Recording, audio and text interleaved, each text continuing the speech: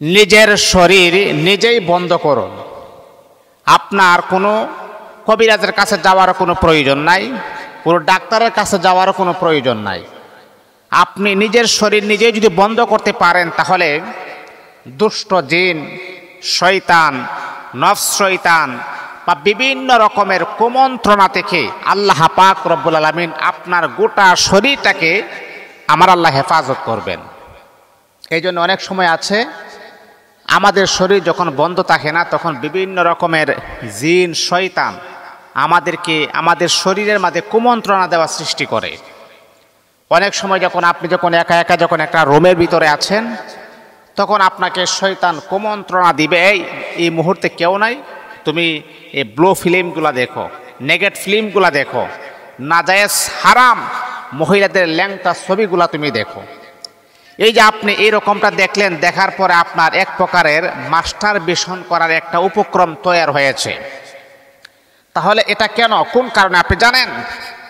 এটার মূল কারণ হচ্ছে, মূল টার্গেটটাই হচ্ছে আপনার শরীর বন্ধ নাই বিদায়, আপনার শরীরটা এখনো বন্ধ করতে পারেন নাই বিদায় বিভিন্ন রকমের খারাপ খবিস জিন্নাত এবং শয়তান আপনাকে কুমন্ত্রণা দেওয়ার একটা চেষ্টা তারা করতেছে।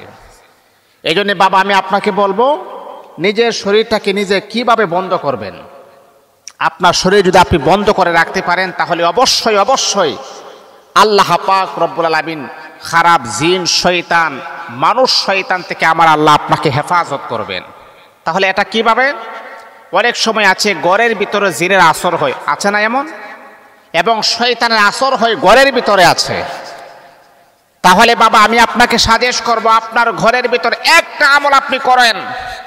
প্রত্যেক দিনে আমলটা যদি আপনি করতে পারেন, আপনার শরীরও নিরাপদ, আপনার ঘরও নিরাপদ থাকবে। সেটা কি? সেটা হচ্ছে আপনার ঘরের ভিতরে আল্লাহ পাক রব্বুল আলামিনের কোরআনুল কারীমের একটা সূরা হচ্ছে সূরাতুল বাকারা।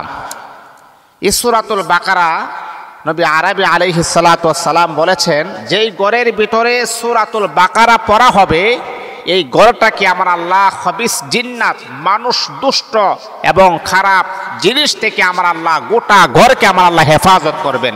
আল্লাহু আকবার, আল্লাহু আকবার।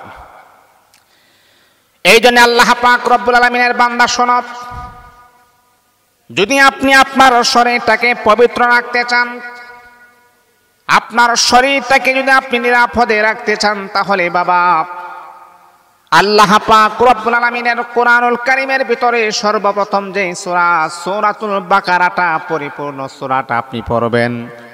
পড়ার পরে আপনি আপনার শরীরের মাঝে আপনি ফু দিবেন, তাহলে দেখবেন গোটা শরীরটাকে আমার আল্লাহ বন্ধ করে দিবেন। খারাপ খবিস জিন্নাত থেকে আমার আল্লাহ আপনাকে হেফাজত করবেন। এ বন্ধু আমার শোনা, যদি আপনি আপনার ঘরটাকেও যদি পবিত্র রাখতে চান, তাহলে সূরাতুল বাকারাটা আপনি পড়বেন। নিজের শরীরে আপনি দম করবেন, এমনকি ঘরের ভিতরে আপনি দম করবেন। এক গ্লাস পানি নিয়ে এই পানিটা পুরাটা ঘরের ভিতর আপনি ছিটিয়ে দিবেন। আপনার ঘরের ভিতর থেকে খবিস জিন্নাতগুলা অতি দ্রুত চলে যাবে, এমনকি আপনার গোটা ঘরটা আমার আল্লাহ বন্ধ করে দিবে। এই জন্যে বাবা, আপনারা তো অনেক কিছু হইলে কবিরাজের কাছে দৌড় মারেন।